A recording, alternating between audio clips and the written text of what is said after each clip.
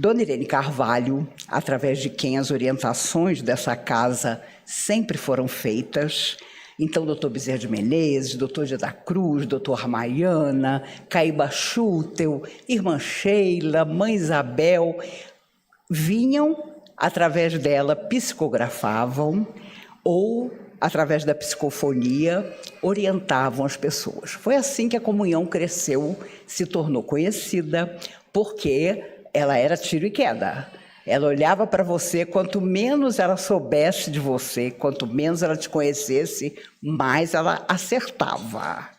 Ela tinha clarividência, passado, presente e futuro. Tinha gente que tinha pavor dela, a maioria. E eu me lembro bem que o Chico comentava, quando as pessoas de Brasília iam ao Uberaba, ele dizia, você é de onde? Ela, de Brasília. Por que você não foi na comunhão? O Chico falava. Por que você não procurou a Irene? E a pessoa ficava, Irene? Quem é Irene? E aí a pessoa voltava para Brasília e passava a frequentar a comunhão. Mas houve um dia em que, em 96, os Mamona Assassinas sofreram um acidente e desencarnaram. E aí houve uma reunião aqui na comunhão e os espíritos amigos falando, através dela, sobre o que tinha acontecido com os 5 rapazes e tal. Mas o mais impressionante é que depois da visão do acidente, do que tinha acontecido, né, que agora eu não vou me lembrar dos detalhes, ela, muito assustada, viu o Cristo Redentor se partindo em vários pedaços e desabando. Nunca os espíritos explicaram o porquê desta visão. Eu confesso a vocês que eu não consigo imaginar que o Cristo Redentor vai se partir em pedaços e cair. De jeito nenhum. Mas há uma simbologia nisso. O rio atravessa de tempos para cá um período muito doloroso, em que a cidade, como diz a música, da beleza e do caos, está partida ao meio. E eu acredito hoje que esse Cristo que se partia em pedaços e caía, simbolizava isso. A grande dificuldade que o carioca tem de viver o seu dia a dia sem medo daquela violência diária. Eu sou carioca do Meier, posso abrir a boca para falar. Quando a gente fala mal da cidade da gente, é da gente, não tem problema. Mas, até hoje, Dona Irene já desencarnou, aos 95 anos, ficou o ponto de interrogação. Por que os espíritos mostraram o Cristo Redentor se partindo em pedaços? Eu acredito que seja um símbolo das enormes dificuldades que o Rio de Janeiro, não só o Rio, outros lugares também, mas o Rio, não sei se fazem mais propaganda, se aparece mais na televisão, enfim. Quando você diz que você vai fazer palestra no Rio de Janeiro, as pessoas já olham para você assim, com aquele olhar de, meu Deus, cuidado, né? Mas eu costumo dizer que se você vai para uma cidade e desencarna de bala perdida, é porque tinha que ser. Você está lá fazendo palestra, não se preocupe, que eu acredito que não vai acontecer. Como diz o Divaldo, não existe bala perdida. Existe compromisso. Então, aquela bala, aparentemente desavisada, atinge a pessoa e provoca o resgate. Mas o nosso tema hoje, vamos conversar um pouco sobre algo que às vezes nos passa desapercebido na leitura dos livros, nas orientações, que são aqueles que são nossos mediadores.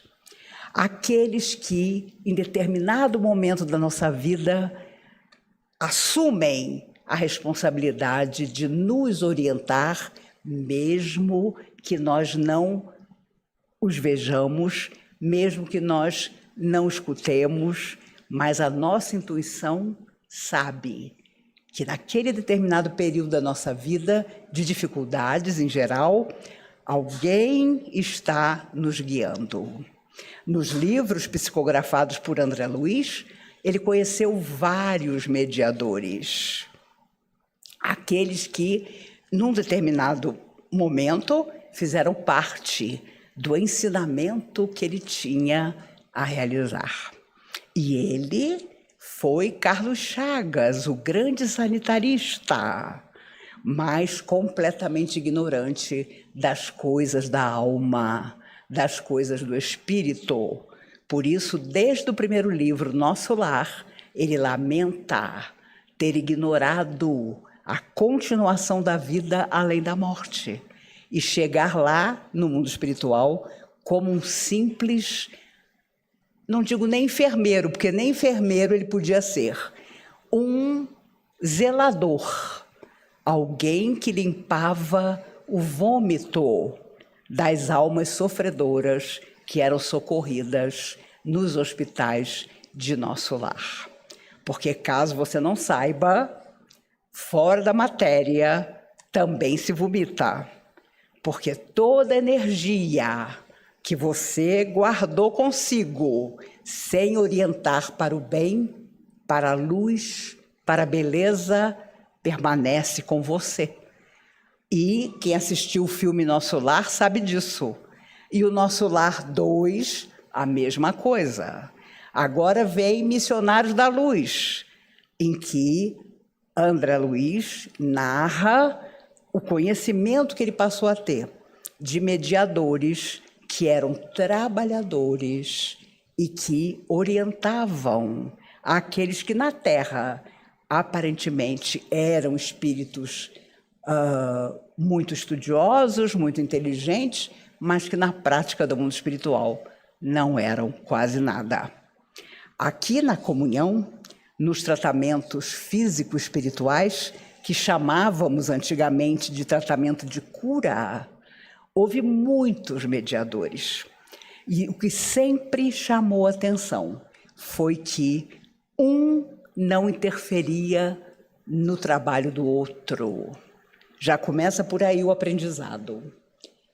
Você se orientava com o Dr. Bezerra de Menezes? Dr. Bezerra de Menezes vinha, conversava com você, e se ele dissesse, olha, vamos conversar com o Dr. Ramayana, Dr. Ramayana vai orientar você também. Aí você sabia que você estava sob a tutela de Bezerra de Menezes, mentor dessa casa, e também de Dr. Ramayana.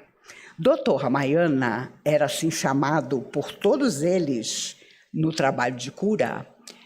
E uma vez Dr. Bezerra contou que ele tinha sido um dos 12 apóstolos de Jesus. Mas pergunta se algum dia eles contaram qual apóstolo. Nunca. Então foram anos e anos da gente pensando, quem será? Quem será, doutor Ramayana? Quem terá sido? Cada um tinha um palpite, mas os espíritos jamais contaram. Agora, quando o doutor Ramayana vinha e sentava incorporado na Dona Irene, na sua cama, perto de você, e começava a conversar com você, você podia já dar aquele tchauzinho de misse. Porque ele geralmente não dava boas notícias. Ele vinha para dizer que o seu caso tinha sido analisado, mas que, infelizmente, nem eles, espíritos amigos, podiam algo fazer. Então, você ficava quieto. Você fazia o tratamento todo, você recebia a alta e depois ficava se sabendo que a pessoa tinha desencarnado. Era impressionante a maneira como os espíritos não deixavam morrer a esperança. O verdadeiro mediador é aquele que até interrompe você quando você ameaça desanimar para dizer, não se preocupe, as coisas vão acabar dando certo. E quando a pessoa morria, aí é que dava certo mesmo, porque a pessoa morria. vocês não se esqueçam de que final bom de livro espírita é quando morre todo mundo e se encontra do lado de lá. Anteontem, dia 3 de outubro, fez 167 anos que o Livro dos Espíritos foi lançado. Imagine, há 167 anos, as livrarias de Paris apresentarem na vitrine o Livro dos Espíritos. Meu Deus, que livro era esse? E a primeira pergunta era: o que é Deus? A pergunta de número 1 não é quem é Deus, é o que é Deus. E os Espíritos respondem: Deus é a força criadora do universo, a causa primária de todas as coisas. Imagine, quem era esse Kardec? Era o professor Rivaio, um pedagogo considerado em toda a França, um professor respeitado, mas usou o pseudônimo Allan Kardec para que o livro não fosse aceito pelo pedagogo que ele era. Daí a sugestão dos espíritos amigos. Ele tinha vivido entre os druidas e seu nome era Kardec. Então ele usa o pseudônimo de Allan Kardec. Há 41 anos atrás, eu estava no trabalho de cura grávida da minha única filha. E eu tive pressão alta na gravidez. E eu me recordo que no 6º mês a pressão subiu de verdade. E eu deitava na cama de número 1, tipo assim, a mais necessitada.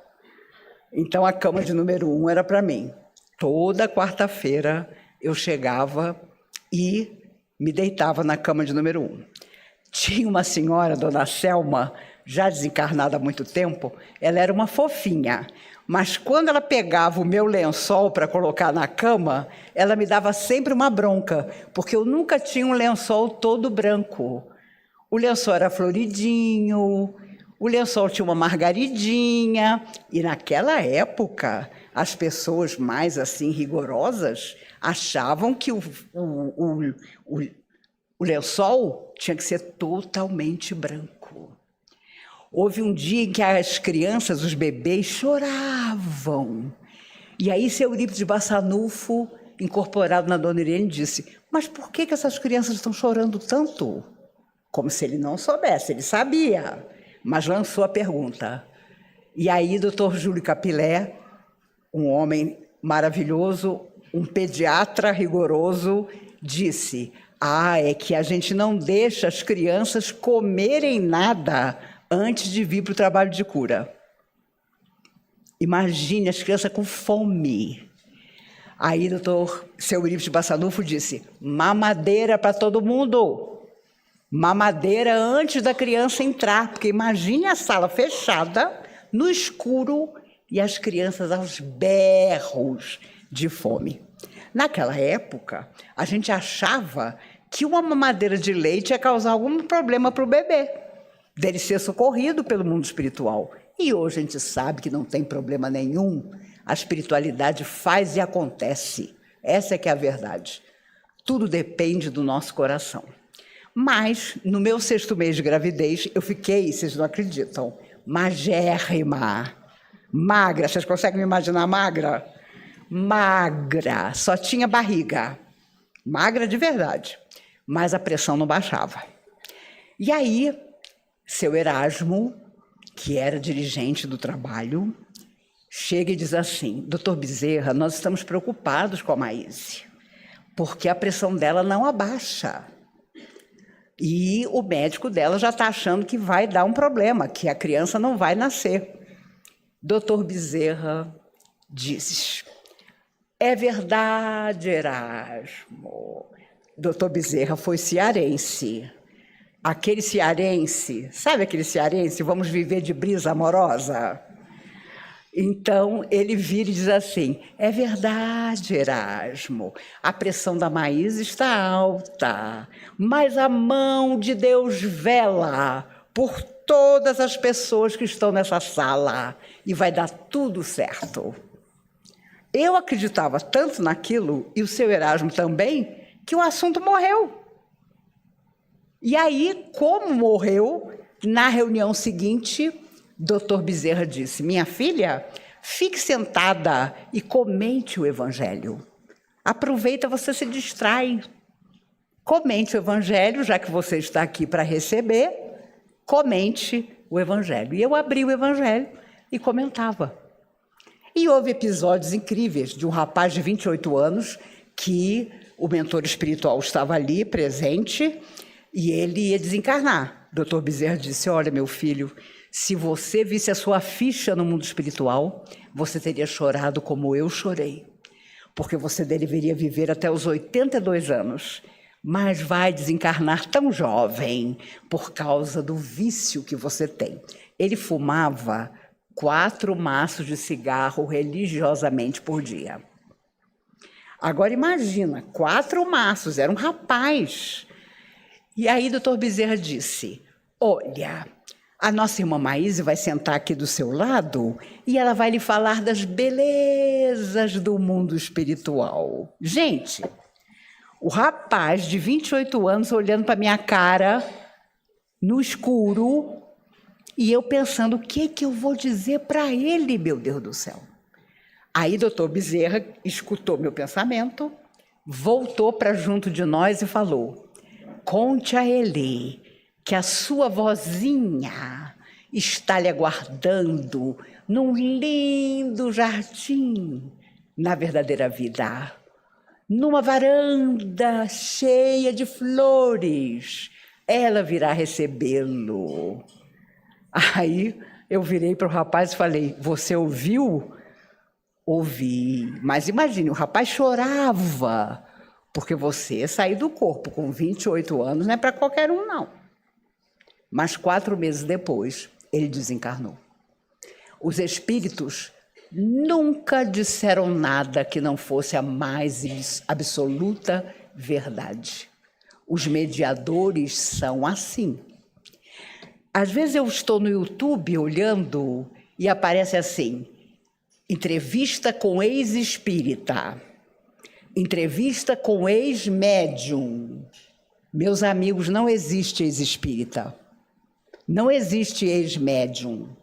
Se você é ex-espírita, você nunca foi espírita. Você nunca colocou em você a transformação necessária. E infeliz daquele que se intitula ex-médium, porque mediunidade não vai embora. Ela encontra outras formas de acontecer.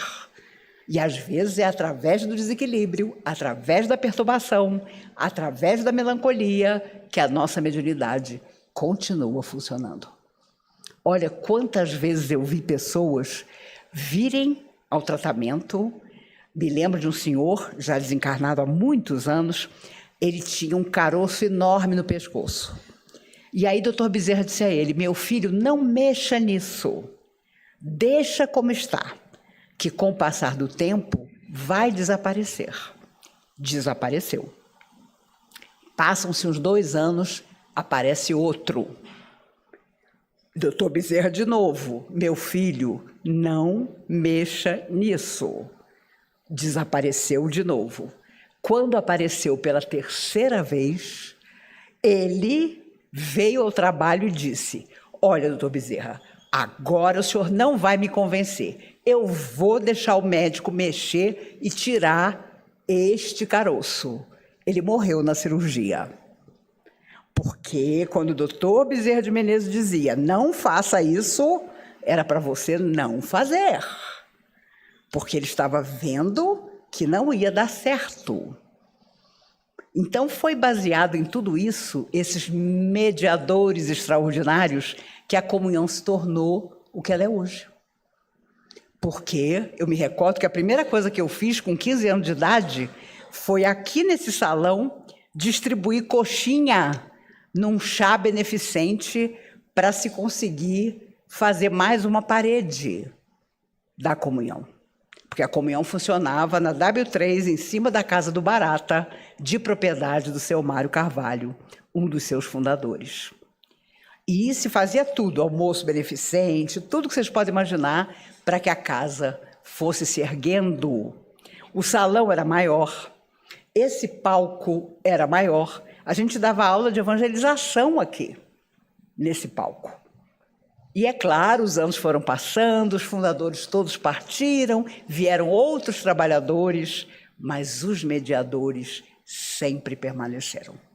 Esta casa é dirigida por Dr. Bezerra de Menezes. Não é o Bezerra de Menezes da esquina, não. É Dr. Adolfo Bezerra de Menezes Cavalcante. A verdade é que hoje, infelizmente, não existem mais médiums com a mediunidade de Dona Helene Carvalho, de Dona Laís Capilé, de Dona Emília Prete Pereira. Dona Emília recebia a aura celeste, gente. Vocês têm ideia do espírito que era a aura celeste? Minha Nossa Senhora! Quando a entidade vinha, era tanta luz que a gente tinha que parar. Ficar todo mundo quieto, porque as palavras desses espíritos amigos orientavam esta casa. E o seu Mário, fundador, presidente, a vida inteira, até o seu desencarne, não tinha uma mediunidade. Ele não tinha nada de mediunidade, mas foi um presidente maravilhoso. A primeira reunião que ele dirigiu, poucos médiuns, a luz apagada, ele fez a oração, espíritos amigos, vocês que porventura estejam presentes, que são os mediadores do nosso destino, estejam conosco. Quando o primeiro espírito incorporou, ele ficou com tanto medo que acendeu a luz e disse: a reunião está encerrada. E ficou todo mundo, meu Deus do céu, que reunião é essa que não durou nem 5 minutos? Ele via o futuro, que muita gente com mediunidade não via. Uma vez, logo que eu comecei a fazer palestra, com 16 anos, alguém deve ter dito alguma coisa, ele me chamou e disse: se alguém falar alguma coisa para você, que você é muito garota para fazer palestra, diga que eu, que sou o presidente, estou sempre no último banco escutando você falar. E ele nunca me contou, ao longo dos muitos anos que vieram depois, por que ele me disse isso. Mas só não deve ter chamado ele de bonito. Como que, em 1973, esse cara coloca uma garota de 16 anos para fazer palestra? Mas não era por acaso, não era pela cabeça dele, era pela orientação dos mediadores dos trabalhos dessa casa. Por isso, a seriedade da orientação espiritual nós devemos sempre guardar com todo carinho. Quantas casas, infelizmente, mal orientadas que existem hoje. Quantos lugares difíceis de você buscar uma simples informação. As pessoas têm preconceito em relação ao candomblé, à umbanda, mas eu já fiz palestra em São Paulo, em centro espírita de candomblé, maravilhosos. E fui tratada com o maior respeito. E tinha gente na rua, do lado de fora, para assistir a palestra. E depois, as entidades, dentro da sua roupagem, incorporavam nos médiuns e davam as suas mensagens. Sabe, nós somos muito complicados, porque a gente ou quer a conveniência da gente, ou não quer nada. E a grande conveniência da nossa vida é fazer todo o bem que é possível. Dom Quixote de La Mancha tinha o seu mediador, que era Sancho Panza. Sancho Panza ia à frente de Dom Quixote para buscar um lugar onde eles pudessem se hospedar, onde o seu burrico e o cavalo manco do seu senhor pudessem se abrigar também. E a história conta exatamente isso. O quanto Dom Quixote, Miguel de Cervantes, ficou louco porque viveu na época da Inquisição. E não cabe aqui nenhuma crítica, porque os inquisidores de ontem somos nós, os espíritas de hoje, que viemos nos esconder em outra religião, porque levamos para a fogueira muita gente. E principalmente aqueles que se diziam médiums. Porque bastava você dizer que via quem já morreu, pimba, fogueira para você. Joana d'Arc, com a sua mediunidade extraordinária, na verdade, morreu queimada por isso. Porque ela dizia das visões maravilhosas que tinha das almas de luz. Então, quantas vezes eu vi ao longo desses 52 anos de trabalho aqui na Comunhão, pessoas que recebiam orientação e diziam: eu não acredito nisso, não sei por que eu pedi essa orientação, e voltavam tempos depois chorando por não terem acreditado. Olha, uma vez um médico veio se orientar e caiu comigo. E aí ele falou, disse: olha, eu nem vim procurar essa tal de Irene Carvalho, que dizem que é doida, mas eu queria conversar com você, porque eu acabei de vir de um check-up em São Paulo, eu sou médico, está tudo maravilhoso comigo. Nisso eu vejo, a porta estava aberta, a porta da sala, era uma sala de vidro ali na frente, e Dona Irene olhando para o rapaz, com aquele olhar 3x4. Ela tinha um olhar 3x4, que ela falava com você e ela já não estava vendo você. Essa que é a verdade. Ela chega para o rapaz assim: ô meu filho, você é médico? Volte onde você fez o check-up, porque você está com câncer de pâncreas. E ela: a senhora é doida. E ele falando: a senhora é doida. Bem que tinham dito que aqui na Comunhão tinha uma Irene de Carvalho maluca. Eu acabei de vir de São Paulo, estou maravilhoso. 2 meses depois, ele volta à Comunhão aos prantos. Ele estava com câncer de pâncreas. E ele desconfiou e voltou para um novo exame e estava doente. Ele morreu menos de 1 ano depois.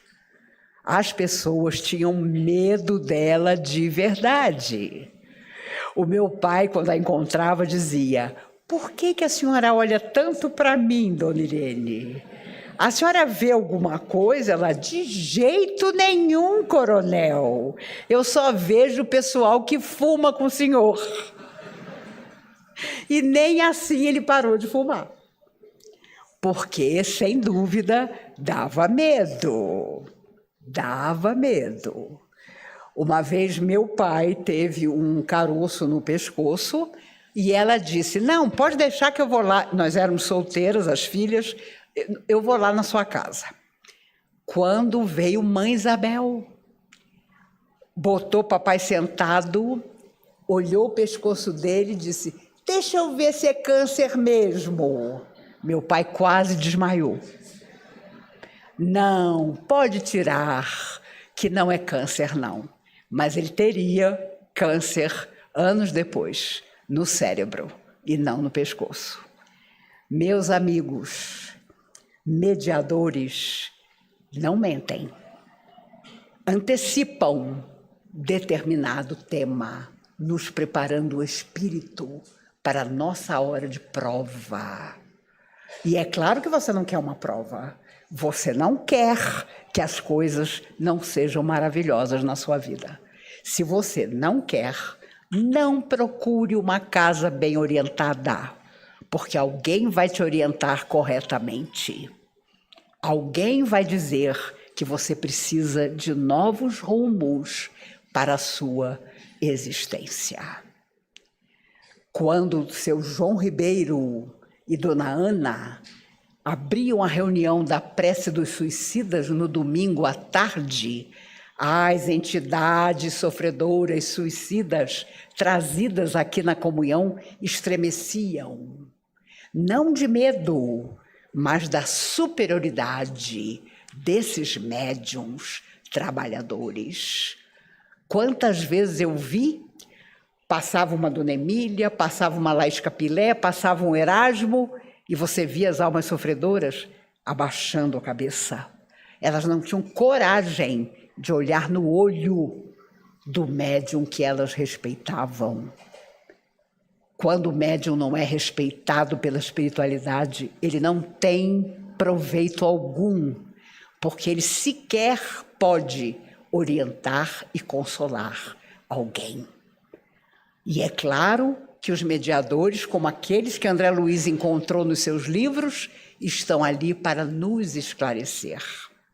Ele conhece Narcisa, uma enfermeira que vai orientando a André no que ele devia fazer.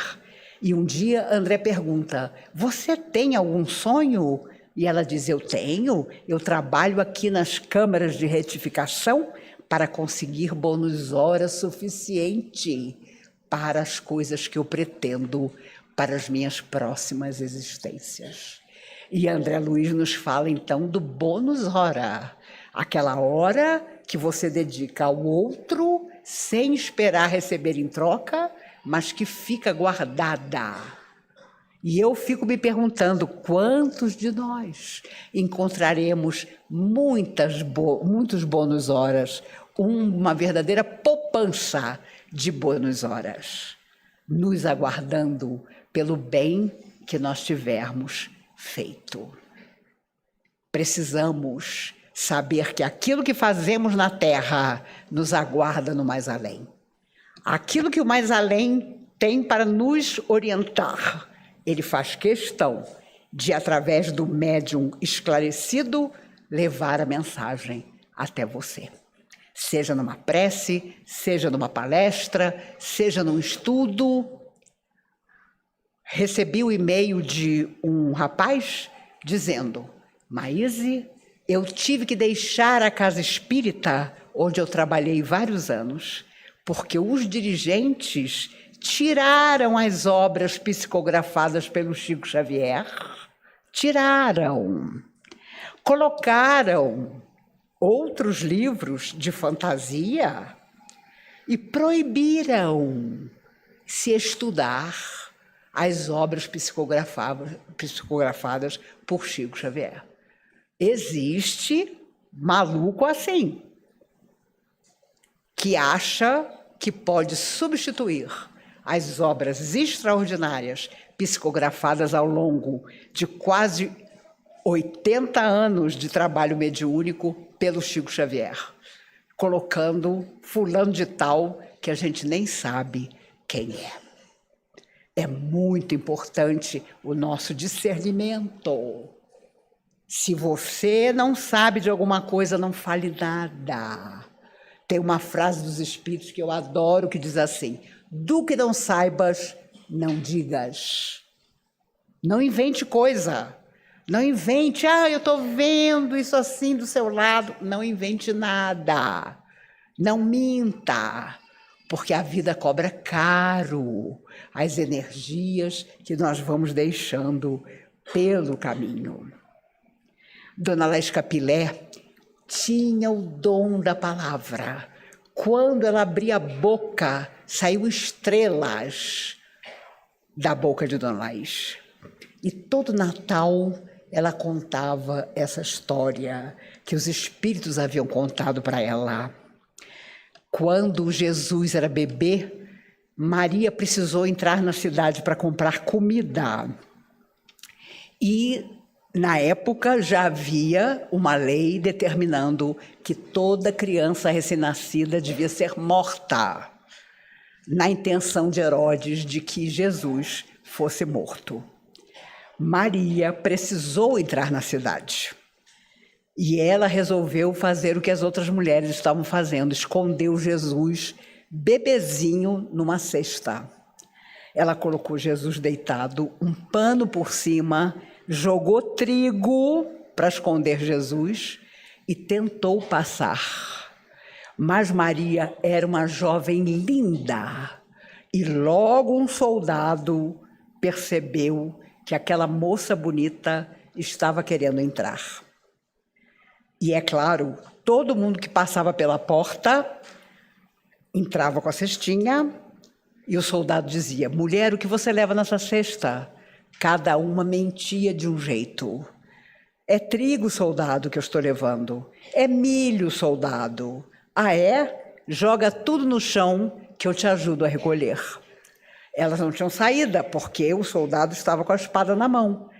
Caía o trigo, caía o pano, caía a criança, e ali mesmo eles cortavam a cabeça das crianças. Correu muito sangue nas portas estreitas que protegiam as cidades. E Maria, naquele dia, precisou entrar. O soldado, olhando-a de longe, chamou por ela. Mulher, o que tu levas nessa cesta? Maria muda. Não sei se você vai se lembrar do primeiro dia que você disse uma mentira.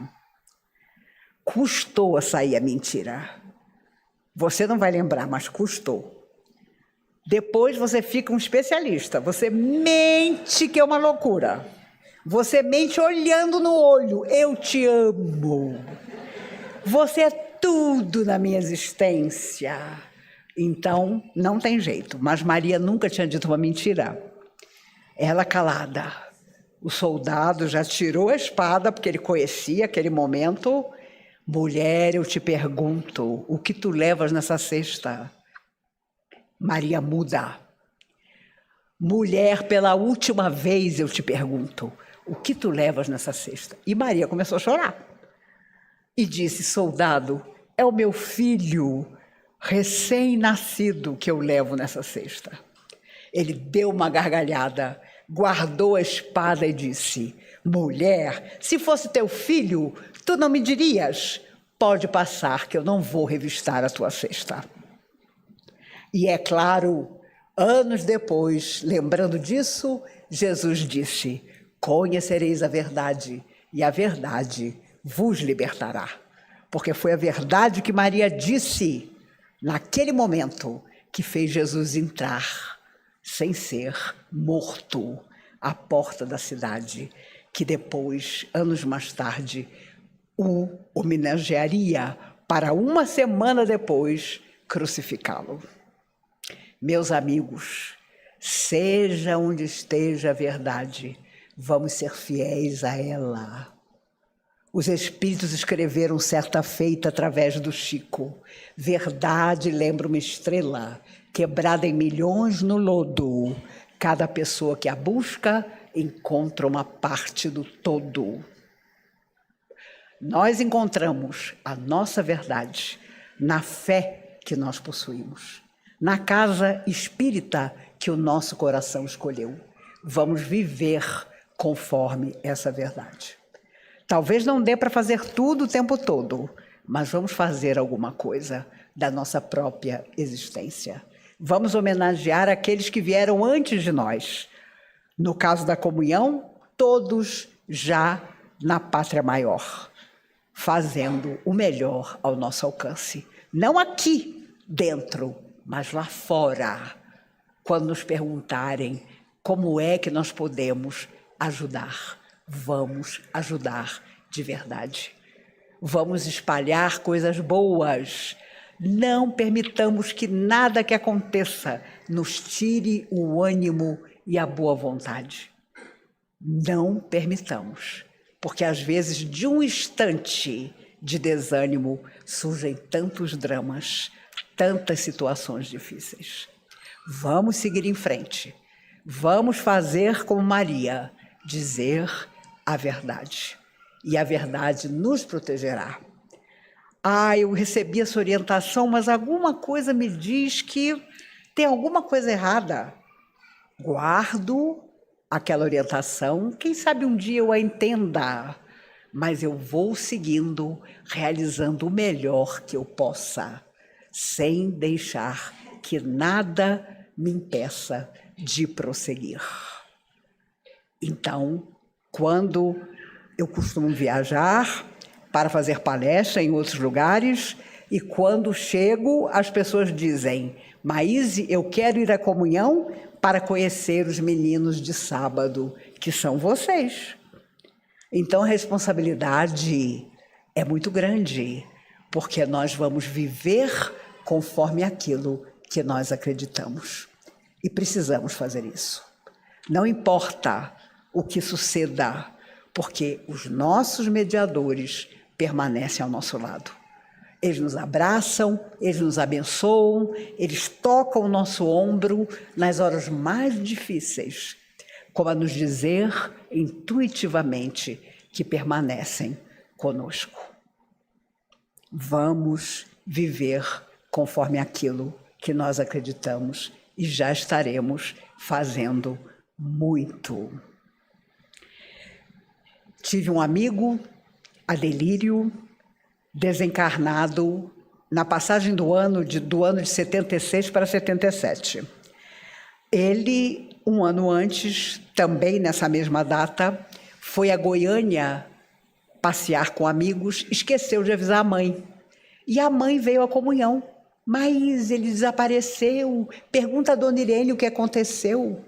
E eu fui até a Dona Irene, e a Dona Irene olhou com aquele olhar 3x4 e falou: Maíse, procura no lago. Eu estou vendo o corpo dele no lago. Eu pensei, meu Deus, como é que eu vou dizer para a mãe do rapaz que ele está afogado no lago? Eu fui na direção da porta. Quando ele chegar, mamãe, por que a senhora veio incomodar a Dona Irene e a Maíse? Eu fui para Goiânia, esqueci de avisar, está tudo ótimo comigo. Era 1º de janeiro de 76. No dia 1º de janeiro de 77, exatamente um ano depois, ele morreu afogado no lago. Daí vocês entenderem por que as pessoas tinham medo dela. Era para ter medo mesmo. Porque quando ela ficava calada, era pior ainda. Porque você ficava imaginando, meu Deus, o que será que ela viu? E é claro, os filhos dela eram os que tinham mais medo. Porque eles não podiam ir para uma boate que quando chegava de madrugada, os espíritos sofredores apareciam e diziam para ela: quer que a gente traga eles? E eles buscavam os filhos dela. Em 10 minutos estava todo mundo em casa. Dava aquela vontade de voltar para casa impressionante. Ela era divertida, ela amava teatro, ela amava arte. Ela era impressionante. Era Dona Laís, Dona Emília, seu Erasmo, essas pessoas maravilhosas, seu João Ribeiro. Seu João Ribeiro, ele tinha um carro velhinho, mas era disputado, porque daqui até a Ceilândia, quando nós íamos visitar as famílias que a comunhão ajudava, ele ia contando as histórias do espiritismo. Meu Deus do céu, quanta beleza há na vida, na nossa fé, na nossa esperança. Não nos esqueçamos disso nunca. Sigamos em frente da melhor maneira possível, porque o dia de amanhã vem perto. Hoje estamos no corpo e parece que nada de mal nos acontecerá. Amanhã, quem sabe, estaremos talvez fora da matéria, mas na lembrança de cada coração que conviveu conosco vai ficar o melhor, aquilo que nós tivermos deixado no coração de cada um.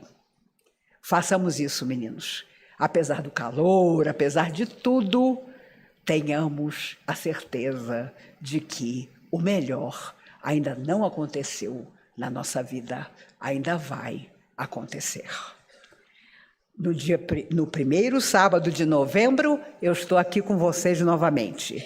Volto no final de outubro. Caso aconteça alguma coisa com Cristo Redentor, vocês vão ver pela televisão.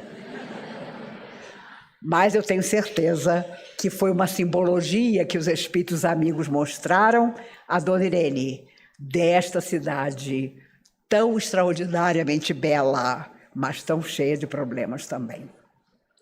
Que em nome dos mentores amigos, dos invisíveis que estão aqui, daqueles que estão vindo assistir às palestras da nossa comunhão todos os dias, porque se preparam para voltar a uma nova existência neste planeta. Que nós possamos voltar à palavra, querida Cristina, até o nosso próximo encontro. E se Deus quiser, essa semana vai chover muito. Que chova de madrugada, que é para não criar problema para ninguém. Cuidado se você for dirigir, porque imagine o sabão que vai estar esse chão que há tanto tempo não vê água. Cuidado!